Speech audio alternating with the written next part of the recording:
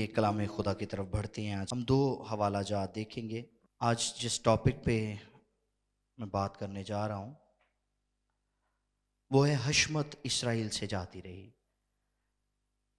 The glory is departed. पहला हवाला हम देखेंगे, पहला सैमुएल की पहली किताब, उसका 4था बाब है और उसकी 22वीं आयत मुकद्दसा। The book of Samuel chapter 4 verse 22। और दूसरा हवाला हम देखेंगे खरूज की किताब, उसका 40वां बाब और उसकी 34वीं आयत। पहला सैमुएल 4था बाब और उसकी 22वीं आयत, और दूसरा हवाला हम देखेंगे खरूज की किताब, उसका 4था बाब और उसकी 34वीं आयत मुकद्दसा। मुकद्दस कलाम में लिखा है, जी। सो उसने कहा कि हशमत इस्राएल कि से जाती हशमत रही, इस्राइल से जाती रही क्योंकि खुदा का संदूक छिन छिन गया है। सो उसने कहा कि हशमत इस्राइल से जाती रही क्योंकि खुदा का संदूक छिन गया है। दूसरा हवाला हम देखेंगे खरूज की किताब, 40वां बाब है और उसकी 34वीं आयत मुकद्दसा। Exodus chapter 40 verse 34। तब खैमा इज्तमा पर लिखा है, तब खैमा इज्तिमा पर अब्र छा गया और मस्कन खुदा के जलाल से मामूर हो गया। और मूसा खैमा इज्तमा में से दाखिल ना हो सका क्योंकि वो अब्र उस पर ठहरा हुआ था और मस्कन खुदावंत के जलाल से मामूर था। कलाम खुदा के पढ़े और सुने जाने पर खुदा की बरकत हो, आमीन। दो हवाले हमने पढ़े हैं और पहले हवाले में जो स्टेटमेंट है वो है कि हशमत इस्राइल से जाती रही क्योंकि खुदा का संदूक छिन गया है। और दूसरे हवाले में हमने देखा है कि लिखा है कि अब्र खैमा इज्तिमा पर आ ठहरा और जो मस्कन था, जो मकाम था, जो जगह थी, वो खुदा के जलाल से मामूर हो गई, भर गई।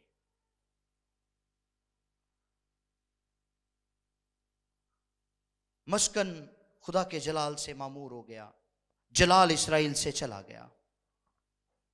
एक जगह पर जलाल ठहर रहा है और दूसरी जगह पर जलाल जा रहा है, जा चुका है, डिपार्ट हो चुका है। So glory departure is an awakening for the church.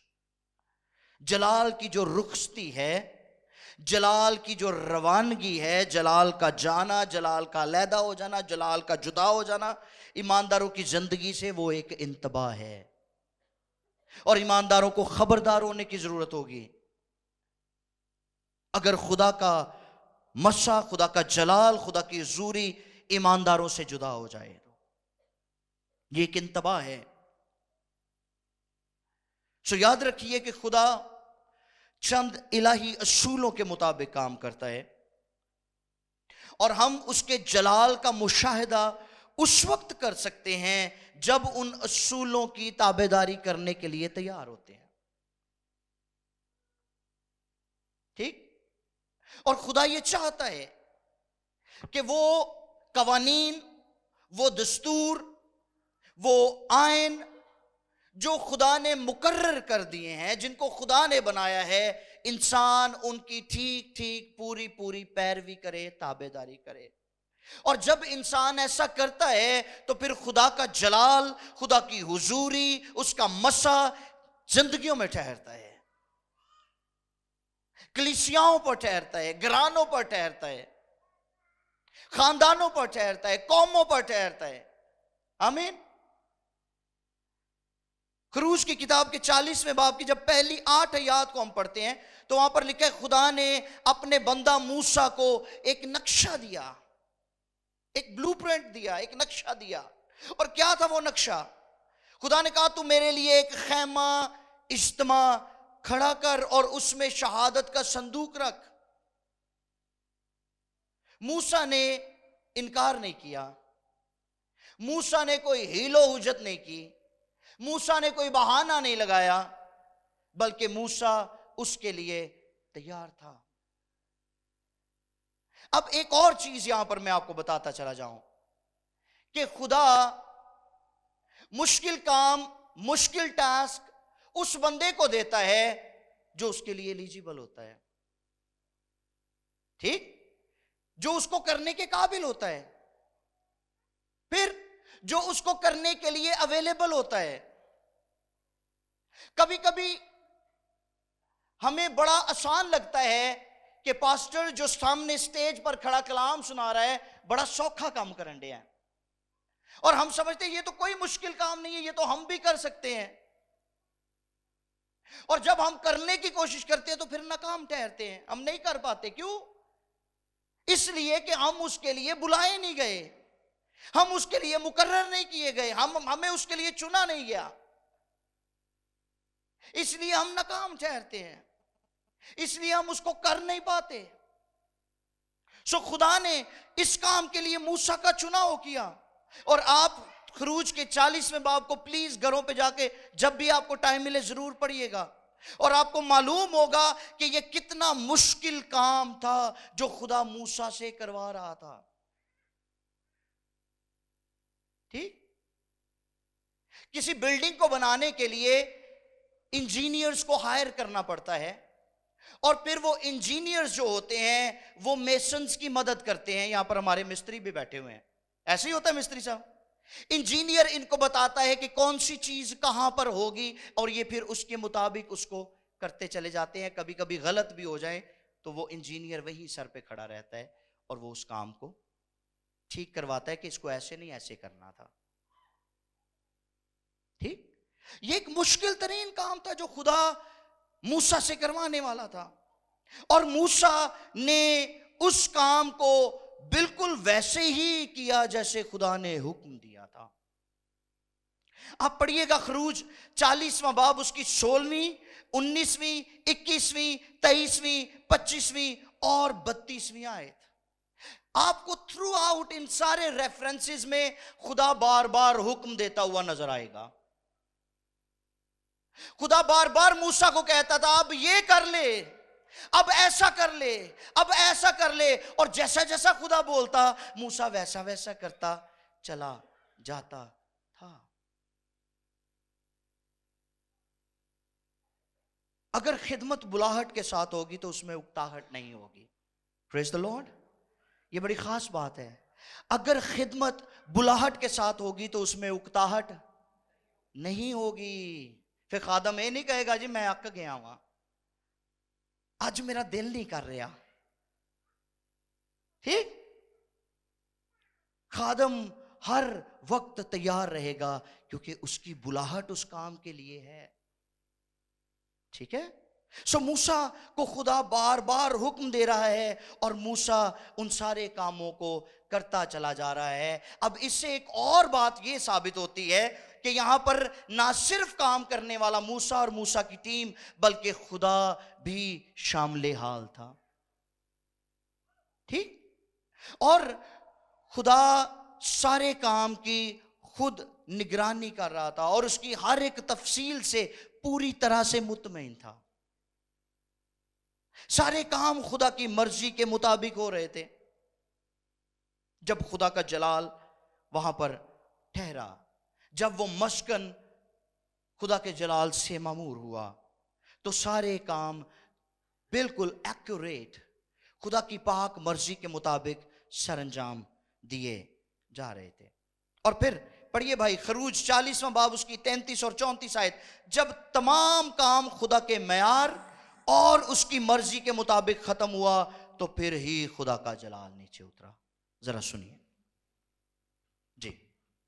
और उसने मस्कन और मज़बा के गिरदा गिर्द सहन को घेर कर सहन के दरवाजा का पर्दा डाल दिया जी। यूमूसा ने उस काम को सुने, यूमूसा ने उस काम को खत्म किया। यूमूसा ने उस काम को खत्म किया। तब खैमा इज्तिमा पर अब्र छा गया। और मस्कन खुदा के और जलाल से मस्कन खुदा के जलाल से मामूर हो गया। मामूर हो गया। जब मूसा ने खुदा की मर्जी को फॉलो करते हुए, जब मूसा ने खुदा की ताबेदारी करते हुए, जब मूसा ने खुदा के उस नक्शे के मुताबिक जैसे जैसे खुदा उसको हदायत देता रहा, जैसे जैसे खुदा उसको बताता रहा, जैसे जैसे खुदा उसको सिखाता रहा, उसने बिल्कुल एक्यूरेट काम करके दिखा दिया, तो उसके बाद खुदा की हुजूरी उस पर ठहरी है, उस खैमा इज्तिमा के ऊपर। कभी कभी हम अपनी लाइफ को बड़ा डांस सा महसूस करते हैं। हम कहते हैं ये बड़ी बैरन सी लाइफ है हमारी, वीरानी सी है जिंदगी के अंदर, खुशी महसूस नहीं होती, इत्मीनान महसूस नहीं होता, बेचैनी सी रहती है, बेताबी सी रहती है। भाई रहेगी, क्यों रहेगी? इसलिए कि खुदा की मर्जी को हम इस जिंदगी में पूरा होने ही नहीं दे रहे। और जब तक खुदा की मर्जी पूरी नहीं होती उस वक्त तक जलाल ठहर ही नहीं सकता। आमीन। जब तक मर्जी पूरी नहीं होगी तब तक जलाल नहीं ठहरेगा। यहां पर मर्जी पूरी हुई है, मूसा ने उस सारे काम की एग्जीक्यूशन की है, उसको तकमील तक पहुंचाया, और जब तकमील तक पहुंचा दिया तो लिखा है खुदा का जलाल वहां पर ठहरा है।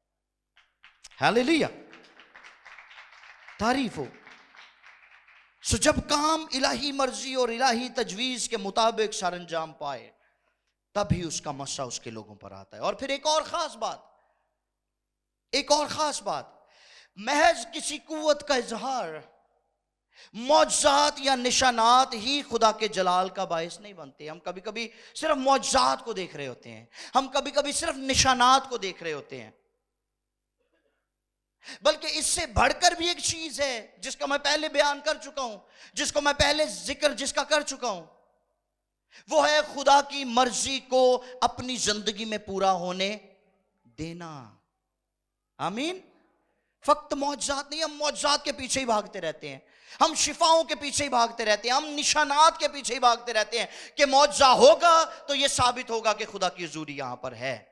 मैं आपको इस बात की गारंटी देता हूं, आप खुदा की मर्जी को पूरा करना शुरू कर दें, आपके अंदर मसा इस कदर जोर से ठहरेगा कि आप खुदा की हुजूरी को हर वक्त महसूस करेंगे। आमीन। सो लिखा है कि हशमत इस्राएल से, क्योंकि खुदा का संदूक छिन गया। हशमत जाती रही, हशमत आ गई, हशमत चली गई। जब हशमत आई तो हशमत के आने से पहले ताबेदारी की जा रही थी, और जब हशमत चली गई, जब जलाल चला गया, जब मसा उड़ गया, तो वजह क्या थी? और क्या ये मसा, क्या ये इनॉइंटिंग, क्या ये जलाल, क्या ये हशमत संदूक के साथ जुड़ी हुई थी? क्योंकि हमने दूसरे हवाले में ये पढ़ा है, हमने ये पढ़ा है कि हशमत इस्राएल से जाती रही क्योंकि खुदा का संदूक छिन गया है। तो क्या वो हुजूरी, वो जलाल, वो मसा उस संदूक के साथ जुड़ा हुआ था? क्या वो हुजूरी, क्या वो जलाल, क्या वो मसा खैमा इज्तिमा के साथ जुड़ा हुआ था? नहीं, ताबेदारी के साथ जुड़ा हुआ था। मसा का जो ताल्लुक है वो आपके बदन के साथ नहीं है, आपकी ताबेदारी के साथ है। आमीन। और ताबेदारी कोई लेगेसी नहीं है। पिछली दफा मैंने सिखाया था कि खौफ, खुदा का खौफ, यह भी लेगेसी नहीं है, बल्कि इसको सीखना पड़ता है। और मैंने इसके लिए रेफरेंसेस दिए थे बहुत सारे। खुदा ने बनी इस्राएल को कहा कि तुम मेरा खौफ सीखो और अपनी नस्लों को भी सिखाओ, अपनी पुश्तों को भी सिखाओ। इसी तरह मैं आपको यह बताना चाहता हूं कि ताबेदारी भी कोई लेगेसी नहीं है, ये मौरूसी नहीं है, ये मिरास के तौर पर नहीं मिलती, बल्कि ताबेदारी भी सीखी जाती है। क्योंकि यीशु मसीह के बारे में लिखा है इब्रानियों के खत में, बावजूद बेटा होने के उसने दुख उठा उठा कर फर्माबरदारी सीखी गई, ही लर्नड इट। और जब ताबेदारी हमारी जिंदगी में आती है तो फिर खुदा अपने मसा को भी जारी कर देता है। आमीन। अब सवाल यह है कि ये संदूक, इसमें क्या खास बात थी कि जब ये संदूक चला गया तो ये समझा गया कि खुदा चला गया। जब ये संदूक चला गया तो समझा गया कि हशमत चली गई। जब ये संदूक चला गया तो ये समझा गया कि खुदा का मसा जुदा हो गया है, उसका जलाल जा चुका है, उसकी हुजूरी जा चुकी है, और अब फिर से जिंदगी में वीरानी जारी हो गई है। क्या वजह थी, क्यों ऐसा था? देखिए जरा खरूज की किताब 40वां बाब और उसकी 20वीं आयत। यस। और शहादत नामा को लिखा है, और शहादत नामा को लेकर संदूक में रखा और चोबों को संदूक में लगाकर जी सरपोश को संदूक के ऊपर धरा। फिर उस संदूक को मस्कन के अंदर लाया और बीच का पर्दा लगाकर शहादत के संदूक पर को पर्दा के अंदर किया, जैसा खुदावन ने मूसा को हुक्म किया। अब ये सारे की सारी बात खुदा की तरफ से थी और उसमें से कोई एक भी इंसान की तरफ से नहीं थी। ये सारे के सारे काम खुदा की तरफ से थे और खुदा ही वो था जिसने इस संदूक का भी मशवरा दिया कि इस संदूक को बनाया जाए और इस संदूक के अंदर शहादत नामा रखा जाए, टेस्टिमोनी रखी जाए। अब ये शहादत नामा क्या चीज थी जिसको इसके अंदर रखना बहुत जरूरी था, और इस शहादत नामे को सेव करने के लिए, इसको महफूज करने के लिए, इसको आने वाली नस्लों को शहादत के तौर पर दिखाने के लिए खुदा ने यह संदूक बनवाया। और यह संदूक कीकर की लकड़ी से बनाया गया। शहादत नामा क्या था? वो मन जो बनी इस्राएल 40 साल तक बियाबान में खाते रहे। फिर सुन ले, वो मन जो बनी इस्राएल 40 साल तक बियाबान में खाते रहे, ये वो शहादत नामा था। और खुदा ने मूसा को लिटरली कहा कि इसको महफूज कर ले, और उन्होंने उसको महफूज करके इस संदूक के अंदर रख दिया। अब क्यों खुदा ने महफूज करवाया? खुदा बनी इस्राएल को यह बताना चाहता था कि तुम आने वाली नस्लों को, अपनी आने वाली नस्लों तक यह पैगाम पहुंचाना कि तुम्हारे खुदा ने 40 साल तक तुम्हें ये ही मन खिलाया था, और 40 साल तक तुम्हें एक दिन भी फाका नहीं करना पड़ा। आज आप देखें जरा दुनिया भर में नजर उठा के, हर तरफ रोटी का ही चक्कर है। हाँ जी, हमारे मुल्क में भी जरा गौर कर लें आप। एक बंदा सड़क के ऊपर देग रख के वो बांट रहा होता है ना, तो इतनी लंबी लाइन होती है कि वो देग बांटने वाला परेशान हो जाता है कि ये सबको, जो कुछ मैं बांट रहा हूं, ये सबको पूरा भी आएगा कि नहीं। ठीक, सो खाने का इतना मसला है। हम यीशु मसीह की खिदमत को देखें तो वहां पर भी यीशु के पीछे बहुत सारे लोग इसलिए भी आते थे कि यीशु खाना खिलाता था। और एक मुकाम पर यीशु ने लिटरली लोगों से कह दिया, उसने कहा तुम इसलिए नहीं आते कि मेरी तालीम सुनो, बल्कि तुम्हें तो खाने से गर्ज है, तुम तो खाने के लिए मेरे पीछे आते हो, और मैं जानता हूं तुम्हारे दिलों को। सो इसलिए खुदा ने यह मन महफूज करवा दिया कि तुम्हारी आने वाली नस्लें जान सकें कि तुम्हारे खुदा ने 40 साल तक तुम्हें फीड किया था। ठीक, और इसके ऊपर सरपोश का जिक्र हो रहा था। इसको इंग्लिश में कहते हैं मर्सी सीट। अब ये मर्सी सीट क्या थी? ये वो ढकना था जिसके साथ उस संदूक को ढांप दिया गया। उस संदूक के ऊपर इसको रखा गया और ये खालिस सोने का ठोस ढकना था और इसके दोनों सिरों पर सोने के गड़े हुए 2 क्रोबी थे और उनके दरमियान में से एक रोशनी निकलती। इसके क्रोबीन के दरमियान में, इन दोनों क्रोबियों के दरमियान में से रोशनी निकलती थी और खुदा बोलता था। हमें क्यों जरूरी था ये? फिर वापस आते हैं। क्यों ये कहा गया कि हशमत, जलाल, कुदरत, हुजूरी जाती रही? क्योंकि संदूक छिन गया है। अब संदूक के साथ खुदा जुड़ा हुआ था। उस संदूक के साथ खुदा की हुजूरी जुड़ी हुई थी। उस संदूक के ऊपर खुदा का जलाल और खुदा का मसा था, क्योंकि खुदा उसके उन करोबियों के अंदर से होकर उनके दरमियान में से बोलता था। और जो रोशनी उसमें से निकलती थी उसको इब्रानी जुबान में शकायना कहते हैं, जिसका मतलब है खुदा के चेहरे की रोशनी। खुदा बोलता था उसमें से मूसा के साथ और फिर मूसा पैगाम आगे देता था। खुदा बोलता था हारून के साथ और हारून आगे पैगाम डिलीवर करता था। और क्या खास बात थी इस संदूक के अंदर? और क्या खास बात थी इस सरपोश के अंदर? कीकर की लकड़ी का बनाया गया संदूक और सोने से बनाया गया उसका सरपोश। क्या खास बात थी?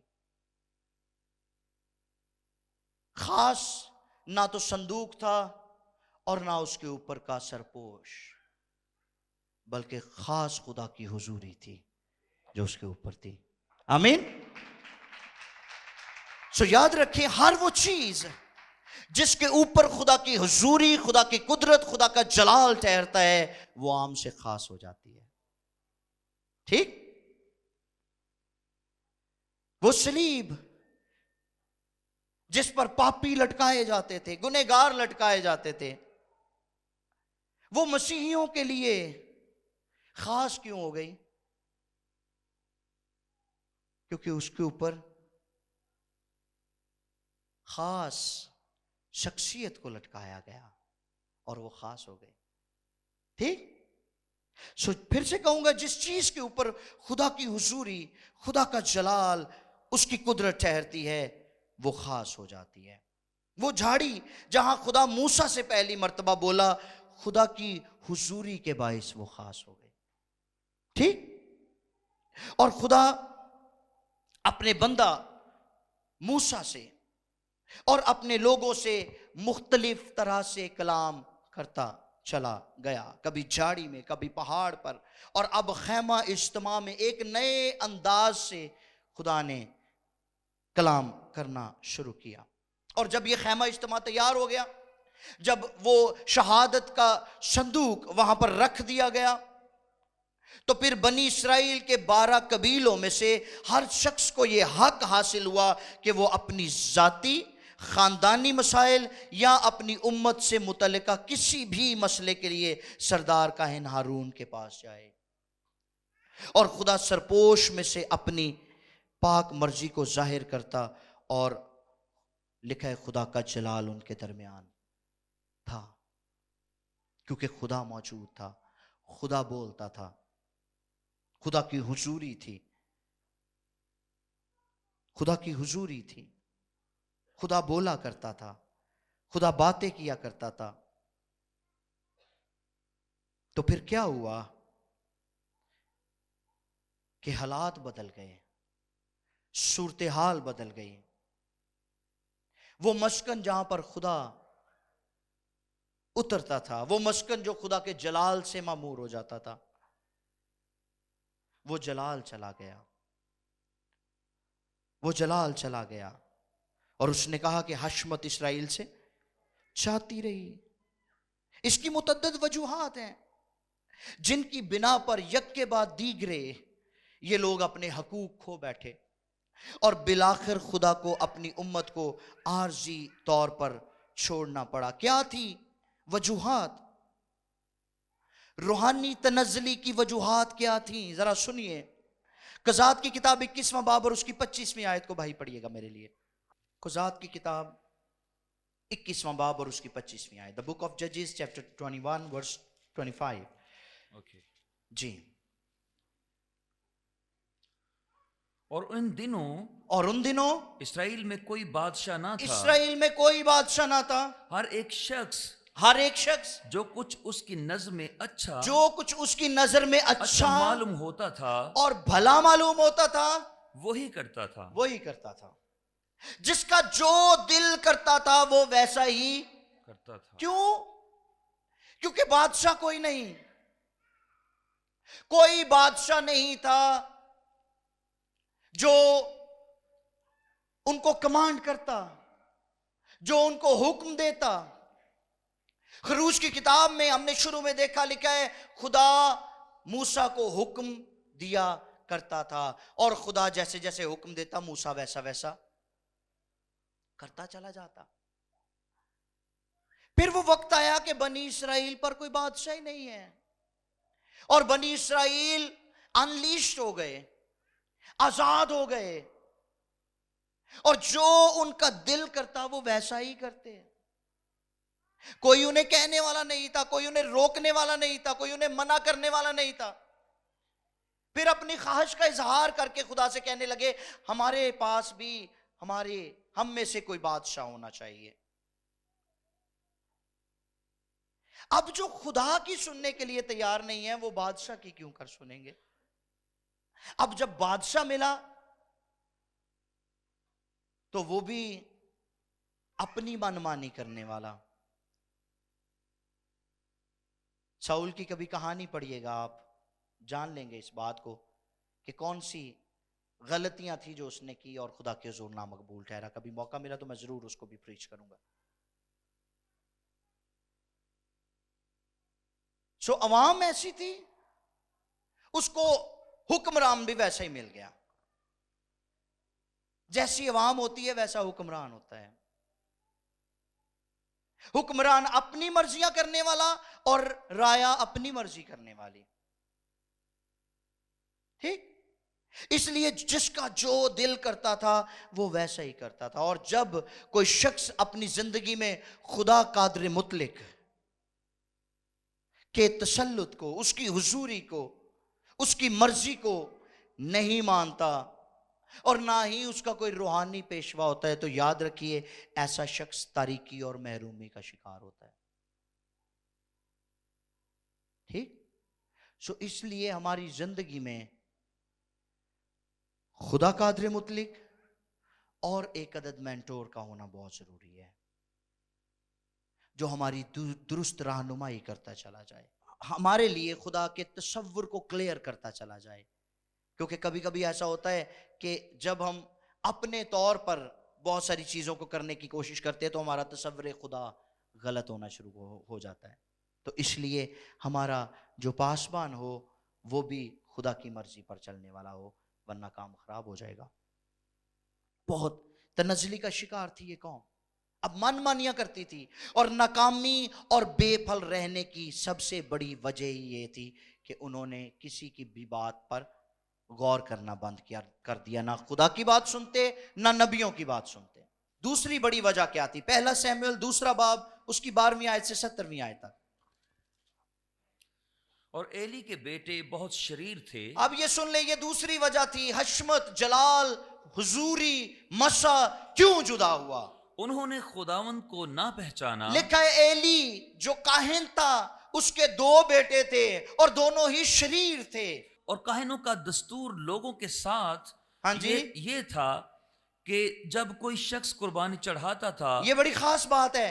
अब ये इतने शरीर थे कि अगर कोई हैकल में कुर्बानी चढ़ाने के लिए आता तो काहिन का नौकर जी गोश्त उबालने के वक्त एक सह शाखा कांटा अपने हाथ में लिए हुए, सह शाखा कांटा अपने हाथ में लिए हुए, कांटा वेखे है ना, ठीक, उसके 3 हिस्से होते थे, नोकदार सलाखें 3 उसके आगे होती थी, और जब गोश्त उबालने का वक्त आता तो उनके नौकर वहां मौजूद होते।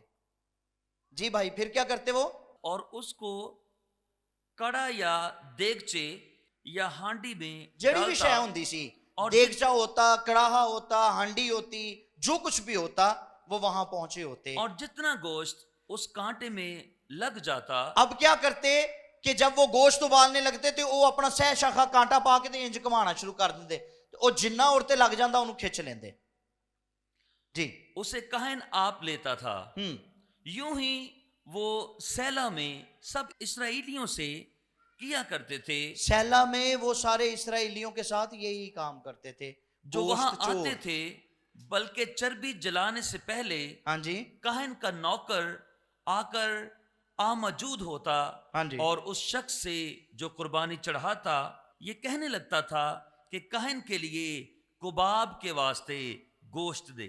ठीक, ये बदमाशी थी कि काहिन वहां पर इतने खुदसर हो चुके थे कि वो अपनी मनमानी करते थे, अपनी मर्जी करते थे, और चर्बी गुजराने से पहले, उसको जलाने से पहले उनका नौकर वहां पहुंच जाता और वो कहता कि हमें पहले हिस्सा दो, क्योंकि काहिन ने अपने वास्ते कबाब बनाने ने। काहिन चेक क्योंकि वो करो, तुझसे उबला हुआ गोश्त नहीं उसे उबला हुआ गोश्त नहीं चाहिए, बल्कि कच्चा लेगा। कच्चा चाहिए, कच्चा मिलेगा तो कबाब बनेगा। और अगर वो शख्स ये कहता और अगर वो शख्स ये कहता कि अभी वो चर्बी को जरूर जलाएंगे, अभी वो चर्बी को जरूर जलाएंगे, तब जितना तेरा जी चाहे जिन्ना दिल करे ले लेना, ले लियो, तो वो उसे जवाब देता, वो उसे जवाब देता नहीं, नहीं, तू मुझे अभी दे, अभी दे, नहीं तो मैं छीन लेकर नहीं तो मैं छीन कर ले जाऊंगा। ले जाऊंगा। सो जवानों का गुनाह खुदावंद के हुजूर में बहुत बड़ा था, उनका गुनाह खुदा के हुजूर में बहुत बड़ा था। ये सुन ले गौर से, क्योंकि लोग खुदावंद की कुर्बानी से जी, घिन करने लगे थे। थैंक यू सो मच भाई। सुन रहे हैं, काहिनों की हालत चेक करें। वो कहता है उबला हुआ नहीं चाहिए, कच्चा चाहिए, बारबेक्यू करना है साहब ने। ठीक, दुआ करवाना आए हो, किन्ने पैसे ने कोल?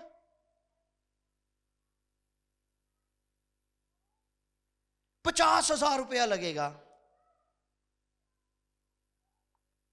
फिर घुट के दुआ करांगे सही वाली।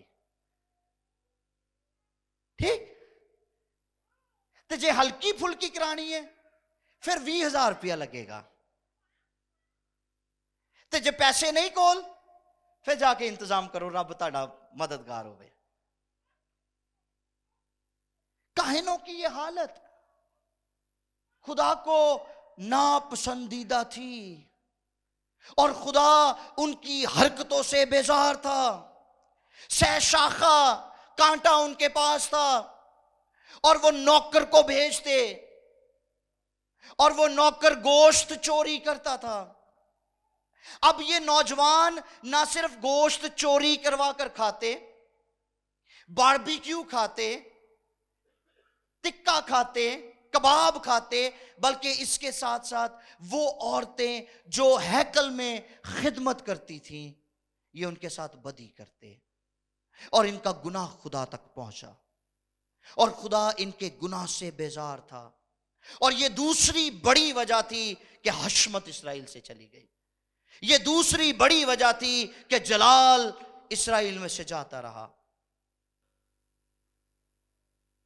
सुन रहे? तो अगर खादिम की जिंदगी में गुनाह है तो समझ लें कि आपको बरकत नहीं मिलने वाली। हजूरी जाती रही, आपको बरकत नहीं मिलेगी, बल्कि हो सकता है कि उस पर की लानतें भी आप पर आ पड़े। सो ये बच्चे खुदा के हुजूर नामकबूल थे। अपने बच्चों की फिक्र करना शुरू कर दें, उनकी फिक्र करना शुरू कर दें, उनके बचपन से लेकर उनकी जवानी तक उनकी फिक्र करें, क्योंकि इब्लीस इनका मुखालिफ है। इब्लीस को इस बात से कोई गर्ज नहीं थी कि ये सरदार काहिन के बेटे थे।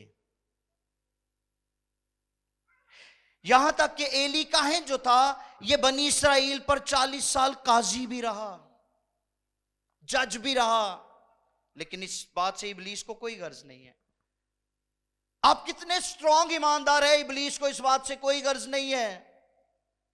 वो आपकी बीवी को इस्तेमाल कर सकता है, वो आपके शौहर को इस्तेमाल कर सकता है।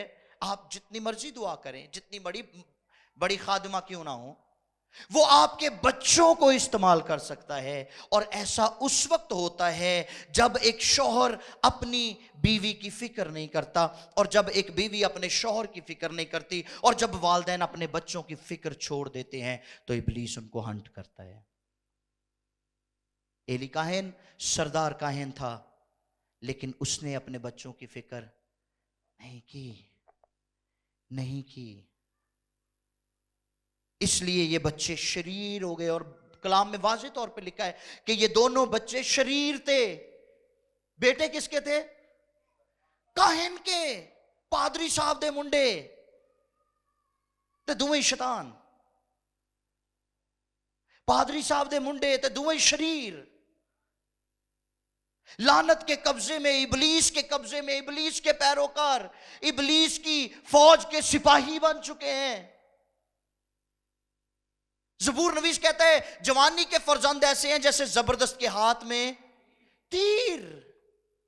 जबरदस्त के हाथ में तीर। अगर ये तीर खुदा की कमान से निकलता है तो इब्लीस की धच्चियां उड़ा देगा, आमीन। लेकिन अगर इब्लीस की कमान से निकल आया तो फिर खुदा के काम का नुकसान होगा, फिर मसीही घराने तबाह होंगे। और ऐसा नहीं हुआ कि ये बच्चे शरीर थे तो खुदा ने काहिन को माफ कर दिया, नहीं, खुदा ने उसके घर की अदालत की है, उसके घर की अदालत की है। इसलिए पेरेंट्स खबरदार हो जाएं। अगर बच्चे शरीर हैं तो वालिदैन भी खतरे में हैं, क्योंकि खुदा इंसाफ करता है। हमें बच्चों की फिक्र करनी है। इसका एक दूसरा पहलू, आज फी जमाना बहुत सारे ऐसे लोग हैं जिनके पास लालच और गुमराही का सह शाखा है।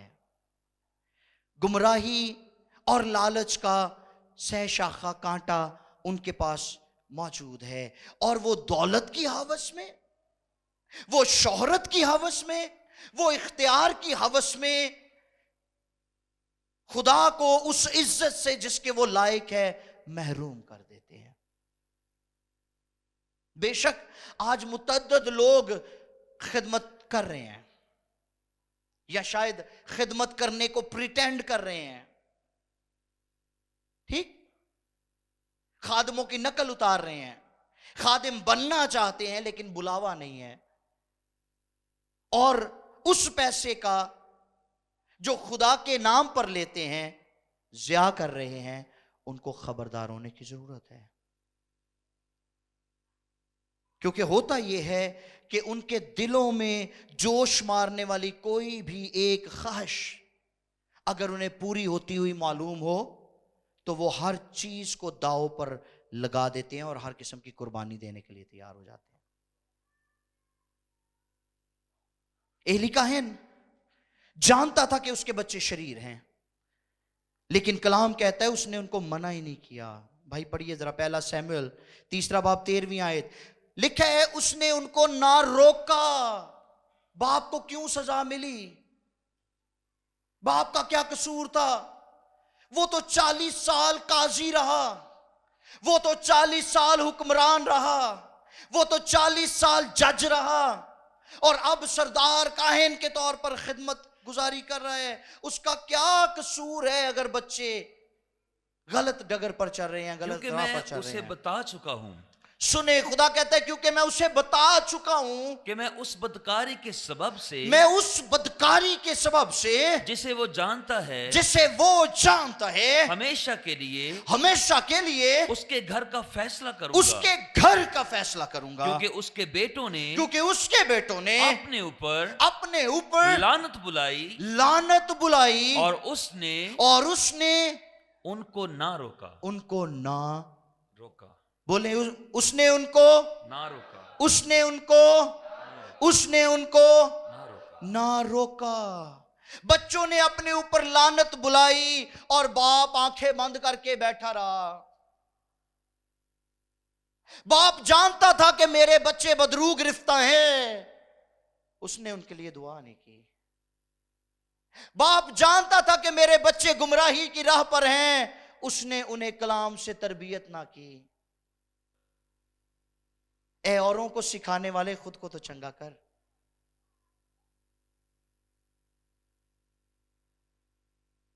माली जो पौधों को पानी देता है, उसका अपना बदन खुश्क रहता है। ये कैसा काहिन है, ये कैसा उस्ताद है, ये कैसा पासबान है, ये कैसा खिदमत गुजार है, ये कैसा काजी है कि उसकी अपनी औलाद खुदा से दूर है, खुदा के खिलाफ जा रही है, खुदा के कामों का सत्यानाश कर रही है और उसने आंखें बंद की हुई हैं। हो सकता है कभी दबे लफ्जों में उसने कह दिया हो कि बेटा मना हो जाओ, अच्छी गाल नहीं है, लेकिन that is not the way. कलाम में लिखा है खुदा जिससे प्यार करता है उसको तंबी करता है और जिसको बेटा बनाता है उसको, सुन ले, खुदा अपने बच्चों का कोई लिहाज नहीं करता। जो खुदा से पैदा हुए हैं उनके लिए खुदा के हुजूर में माफी, दबे दबे अल्फाजों में नहीं खुदा कहता कि मेरे बेटे तुम ऐसा ना करो। खुदा लिखा है उनको कोड़े लगाता है। और ये काहिन साहब, इनके बारे में लिखा है इन्होंने रोका ही नहीं, मना ही नहीं किया। नतीजा क्या निकला? नतीजा ये निकला कि जब बनी इस्राइल की वॉर हुई, जब लड़ाई हुई, तो ये दोनों नौजवान खुदा की हुजूरी को रिप्रेजेंट करते हुए, खुदा को रिप्रेजेंट करते हुए, खुदा की नुमाइंदगी करते हुए अहद का संदूक लिए हुए निकले हैं और फौज के आगे आगे चल रहे हैं। ते दिल च बदी बैठी है, दिल में बदी है। और किस काम के लिए निकले हैं? खुदा की जीत के लिए, खुदा की फतह के लिए। लेकिन हुआ क्या? चूंकि खुदा का हाथ उठ चुका था इसलिए बनी इस्राइल को शिकस्त हुई। चूंकि खुदा का हाथ उठ चुका था इसलिए पहला शमूएल 4 बाब की 10वीं आयत में लिखा है हुफ्नी और फिनहास जो पहली सफों में थे वो दोनों मारे गए। उन दोनों को खुदा ने मार दिया। और फिर पहले शमूएल की आप 4 बाब की 17वीं और 18वीं 2 आयत को पढ़ते हैं तो वहां पर लिखा है एली काहिन को जब ये खबर मिली तो वो बैठा हुआ था एक कुर्सी के ऊपर और वो पीछे गिरा और उसकी गर्दन टूट गई और वो मर गया।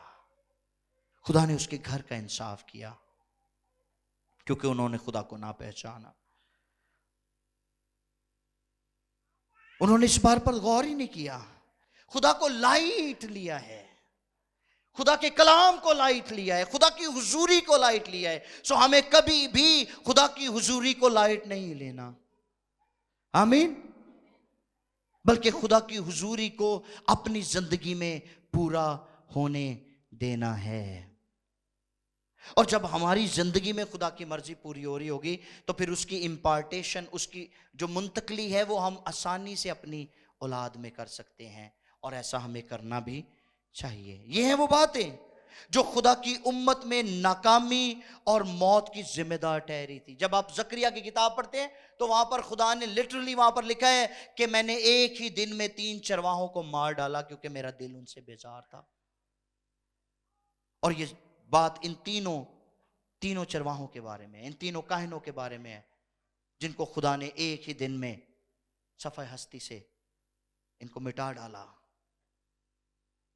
हमें खबरदार होना है।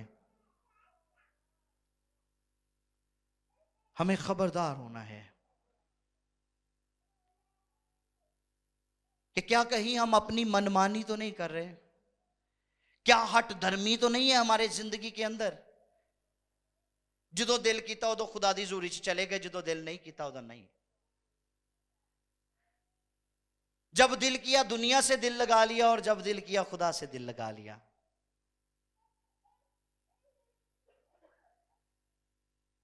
कैसी लाइफ है हमारी, कैसा लाइफ स्टाइल है हमारा, हमें इस बात पर गौर करना है। हमें मुस्तकिल मिजाज होने की जरूरत है।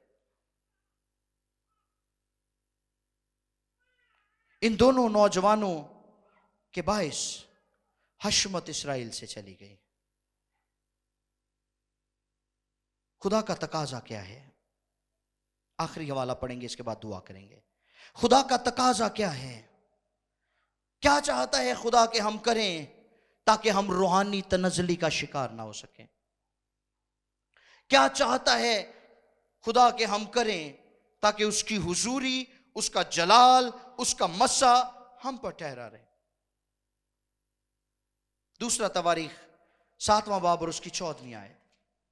तब अगर मेरे लोग जो मेरे नाम से खुदा कहलाते का हैं, तकाजा यह है कि तब अगर मेरे लोग जो मेरे नाम से कहलाते हैं खाकसार बनकर दुआ करें, खाकसार बनकर दुआ करें, नंबर और 1, मेरे दीदार के तालिब और हों, मेरे दीदार के तालिब हो, नंबर 2, और अपनी बुरी राहों से और फिरें, अपनी बुरी राहों से फिरे, नंबर 3, तो मैं आसमान पर से सुनकर, नंबर उनका 1, गुनाह मुआफ करूंगा, उनका गुनाह माफ करूंगा, और उनके मुल्क को बहाल करूंगा।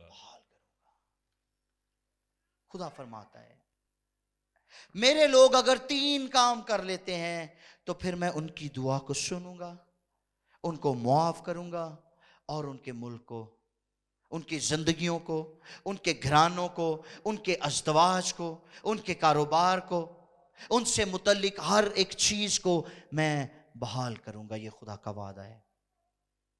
आमीन। सो खुदा का जलाल तब ही लौटेगा जब हम उसके हकाम बजा लाएंगे और अपनी जिंदगियों को पाकीज़गी की जगह देते हुए, क्योंकि खुदा पाक है और लिखा है उसकी आंख इतनी पाक है कि वो बदी को देख नहीं सकती और कज रफ्तारी पर निगाह नहीं करती। और हमें अपनी जिंदगियों में पाकीज़गी को जगह देनी है और अपनी जिंदगियों में से सह शाखा कांटा निकालना है। वो किसी भी सूरत से है, किसी भी सूरत में है। लालच है, गुमराही है, हवस है, हिरस है, लालच है, उसे अपनी जिंदगी से निकालना है।